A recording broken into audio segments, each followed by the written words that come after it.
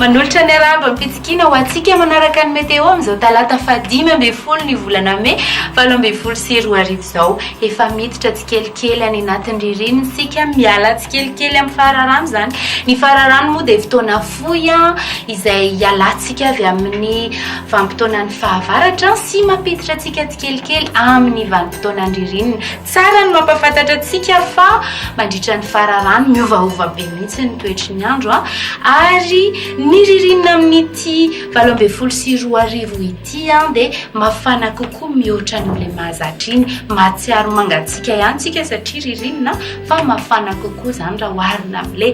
efa antenaitsika isaky ny vanim-potoanan'ny ririnina azontsika jerena ao amin'ny trankalan'ny météo Madagascar www.meteomadagascar.mg ny andinindininy momba izay raha iverina amin'ny toetry ny andro isika ho any an'io dia saika aly izay no mandrafitra ny toetry ny andro eto Madagasikara vokatra izay indrindra ary rapitso vao maraina dia efa mahazo orana indray ny aty amin'ny faritra Isava Analanjirofo ary ny any amin'ny faritra Atsinanana iny mifandimby ny rahona sy ny masoandro aty amin'ny faritra Atsimo Iray Manontolo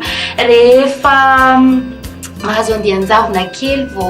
maraina zany ny ato amin'ny faritra Ivakinankaratra ny any amin'ny Amorony Mani Otimatsiatra ary mipakatra any amin'ny Iorombe iny fa rehefa misiny zay dia saika mibalika be mihitsy ny masoandro manerana ny nosy somary azo orana tandrifindraona kely any nefa indraindray amin'ny Takariva sy amin'ny Tolakandro ny aty amin'ny Nosy Besambrano sy aty amin'ny faritra Atsimo Atsinanana aty raha ny vinan'ny maripana ambany indrindra eo amin'ny 1.0 indray zany any amin'ny faritra Ivakinankaratra iny ary manodidina ny 5.3 ny vinan'ny maripana ambony indrindra ho an'ny Rapitso any Antsohiany sy any Maheva-Tanàna ary any Mahajanga no ahitantsika an'izay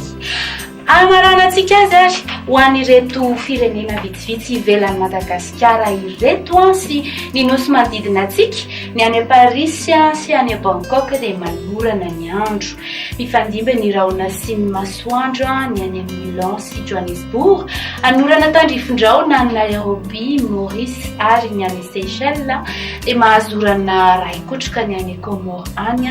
dia mibalika ingaby masoandro any La Réunion dia mametraka ny mandrapitafa indray amin'ny herin'ny anoto izao tsika miaona mandrapiona